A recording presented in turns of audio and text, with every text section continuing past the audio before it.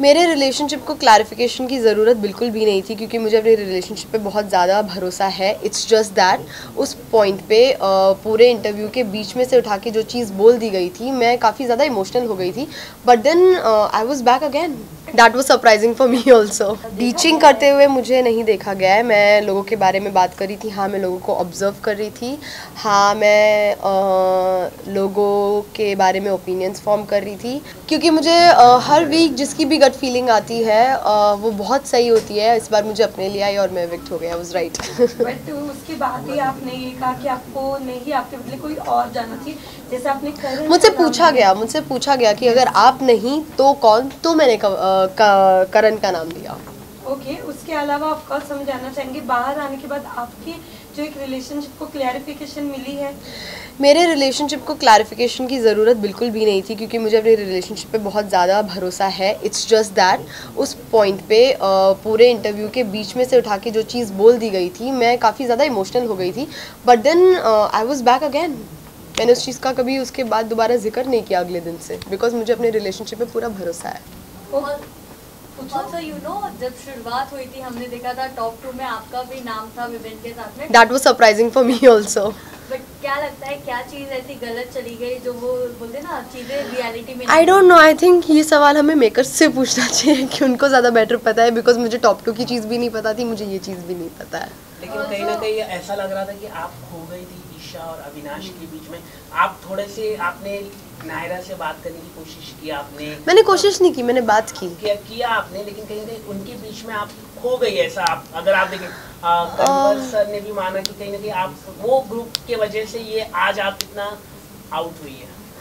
मैं डेफिनेटली ये नहीं कहूँगी कि मैं ग्रुप की वजह से आउट हुई हूँ। ये कहना तो बहुत ही ज़्यादा गलत हो जाएगा कि मैं ग्रुप की वजह से आउट हुई हूँ।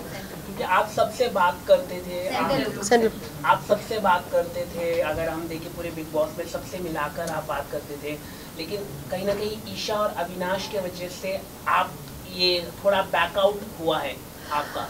आई डोंट रियली नो कि अभी मैंने एपिसोड्स नहीं देखे हैं, मुझे नहीं पता क्या कितना दिखाया गया है, क्या कितना नहीं दिखाया गया है। इस चीज़ पे मैं कमेंट कर सकती हूँ एपिसोड्स देखने के बाद की, और मैं क्लैरिफाई कर सकती हूँ एपिसोड्स देखने के बाद कि किसको जिसको भी जो कुछ भी लग रहा है वो क्यों लग रहा है। ईशा, शो में आपको वुमन कार्ड भी खेलते हुए देखा गया है, इसके अलावा ब्लीचिंग करते हुए भी काफ़ी ज़्यादा। पहले तो मेरा नाम आप ठीक से ले लीजिए।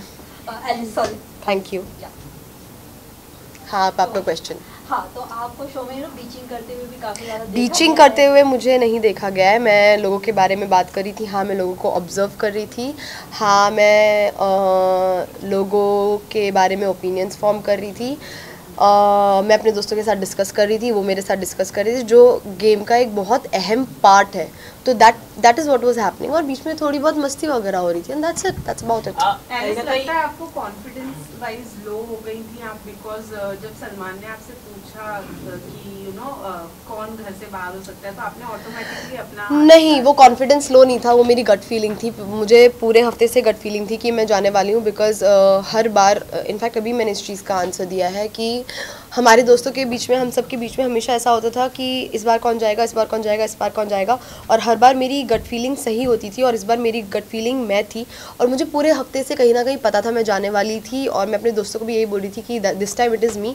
सो जैसे ही उन्होंने पूछा, मैंने अपना हाथ उठाया, because I knew I had that gut feeling, तो मैंने अपना हाथ उठा लिया। That was not confidence low. Isha ने कहीं ना कहीं आपके बारे में भी कुछ बैक बिचिंग की थी अविनाश के साथ, कि जैसे कि आप लोगों से बात करने जाती थी, तो कहीं ना कहीं उसको लेके भी वो सवाल उठाती थी कि ये अपने कई सारे गुड पॉइंट्स बनाने के लिए कर रहे हैं। उस पर आप क्या कहना चाहिए?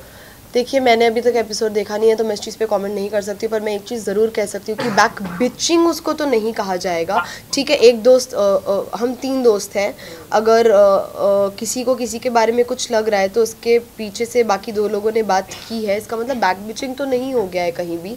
उसको जो लग रहा होगा उसने बोला होगा। वैसे बाहर आप लोगों की गैंग को चुगली गैंग ये नाम दिया गया है। Yes, I'm aware. So, do you think कि एक्चुअली में आप लोगों के पास में कोई टॉपिक नहीं होता? ऐसा कुछ भी नहीं है। अगर हम दूसरों के बारे में इतनी बात करते थे, जहाँ हम उनके लिए ओपिनियंस अपने बता रहे हैं, मस्ती मजाक कर रहे हैं, जजमेंट पास कर रहे हैं, इतनी बात करते थे, तो इतना सारा हमारा खुद का हंसी मस्ती एक दूसरे के बारे में होता था।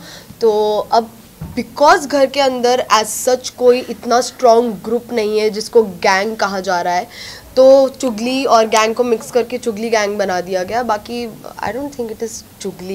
सब लोग यहाँ पे एक चीज़ देखी गई कि शिल्पा जी जाकर ईशा के साथ कहना कि बैठ रही थी, और दूसरी चीज़ ये शिल्पा मैम और ईशा काफ़ी अच्छा बॉन्ड शेयर करते हैं। यस, देवर टॉकिंग अबाउट कि अच्छी लड़की थी, घर से बाहर हो गई।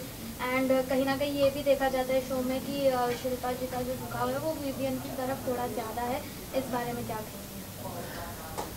मुझे लगता है शो खत्म हो जाएगा उसके बाद भी पता नहीं चलेगा शिल्पा मैम का झुकाव किसकी तरफ ज़्यादा है। ओके, आपके जाने के बाद करण ने ये कहा कि आपको अफसोस होगा बाहर जाने के बाद जिसके साथ वो बैठे हुए थे दिग्विजय। बिल्कुल भी नहीं, not 1%, not at all. Alice कहीं ना कहीं जब करण का अविनाश का इविक्शन हुआ था तब आपको पैनिक अटैक भी आया था, उस चीज़ का काफ़ी मजाक उड़ाया गया है, इस बारे में आपका क्या कहना है? I think it is very sad because मैं अकेली ऐसी इंसान नहीं हूँ इस दुनिया में जिसको पैनिक अटैक्स और एंजाइटी अटैक्स आते हैं।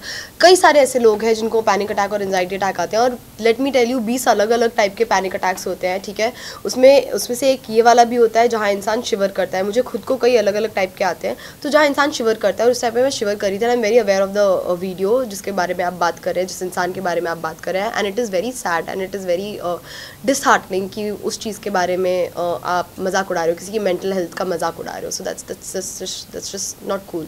वैसे आपके इविक्शन से विवियन थोड़े मतलब सैड नहीं नजर आया, उनका बहुत ही कैजुअल रिएक्शन था आपके इविक्शन के बाद। What do you want to say? Vivian is not someone who will sit and cry, ठीक है। फर्स्ट ऑफ ऑल मुझे पता है Vivian was always there for me even during my, मेरे को बस एक ही बार एंजाइटी अटैक नहीं आया था, मुझे कई दफ़ा एंजाइटी अटैक आया था, and Vivian was always there for me. Vivian always cared for me. Vivian ने हमेशा मुझे गाइड भी किया है जब भी मैंने उनसे कुछ भी एडवाइस मांगी है।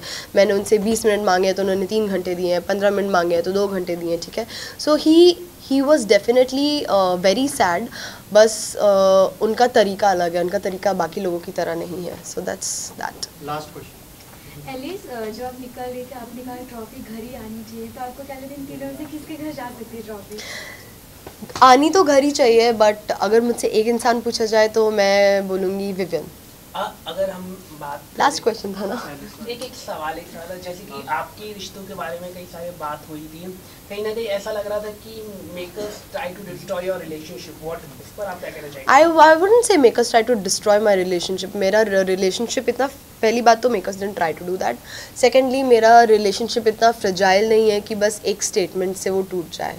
या Alice, thank you. Thank you.